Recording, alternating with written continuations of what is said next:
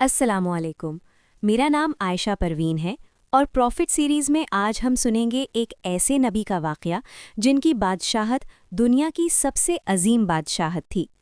ایک ایسے بادشاہ جو صرف انسانوں پر نہیں بلکہ جانوروں، پرندوں اور جناتوں پر بھی حکومت کرتے تھے۔ یہ ہیں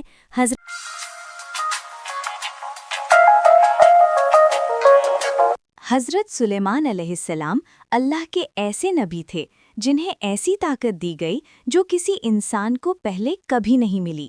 وہ ہوا کو حکم دے سکتے تھے اور ہوا انہیں کچھ ہی پلوں میں دور دور تک پہنچا دیتی تھی۔ سوچئے، مہینوں کا سفر صرف کچھ منٹوں میں۔ لیکن یہ طاقت صرف دکھاوے کے لیے نہیں تھی، یہ اللہ کی نعمت تھی اور ایک امتحان بھی۔ حضرت سلیمان علیہ السلام نے انہیں جنات پر بھی قابو دیا تھا۔ جنات ان کے لیے بڑے بڑے محل بناتے، سمندر کی گہرائی میں اتر کر خزانے نکالتے، لیکن جو جن نافرمانی کرتے انہیں زنجیروں میں جکڑ دیا جاتا۔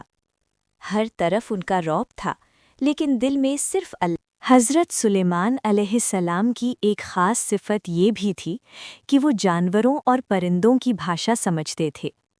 ایک دن ان کا لشکر گزر رہا تھا۔ اچانک ایک چھوٹی سی چینٹی نے اپنی قوم سے کہا، جلدی اپنے بلوں میں گھس جاؤ، کہیں سلیمان اور ان کا لشکر تمہیں کچل نہ دے۔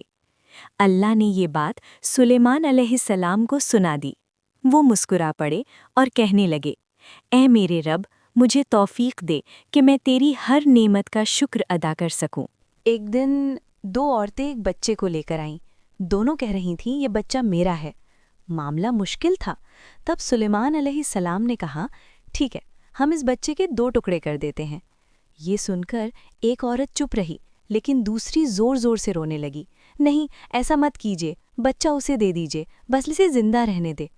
تبھی سلیمان علیہ السلام نے کہا، یہی اس کی اصلی ماں ہے۔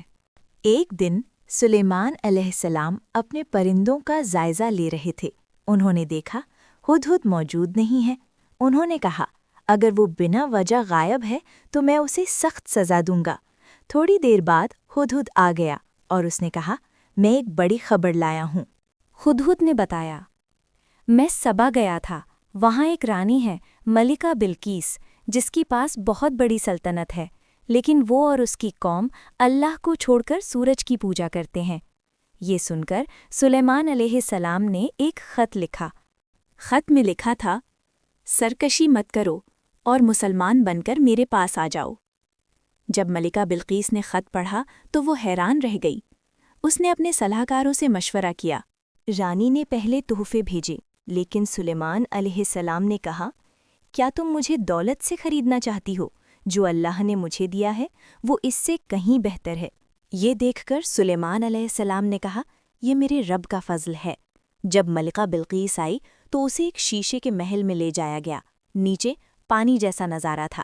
وہ سمجھی کہ پانی ہے اور اپنا لباس اوپر اٹھا لیا، لیکن وہ پانی نہیں، شیشہ تھا۔ تب اسے احساس ہوا کہ یہ کوئی عام بادشاہ نہیں بلکہ اللہ کے نبی ہیں، اور اس نے کہا، اے میرے رب، میں تیری فرما بردار بنتی ہوں۔ تبھی اس نے کہا، میں اپنے رب پر ایمان لاتی ہوں اور اب میں سلیمان کے ساتھ اللہ کی بندی ہوں۔ اس کی پوری قوم بھی ایمان لے آئی۔ آخر میں جب سلیمان علیہ السلام کی وفات ہوئی تو وہ کھڑے تھے اپنے عصا کے سہارے۔ جنات کام کرتے رہے، انہیں لگا وہ ابھی زندہ ہیں، لیکن جب لاٹھی ٹوٹی تو وہ گر پڑے۔ تب سب کو پتہ چلا، ایک نبی کھڑے ہیں اور خاموشی سے دنیا چھوڑ دیتے ہیں۔ طاقت، نہ دولت، نہ حکومت، صرف اللہ۔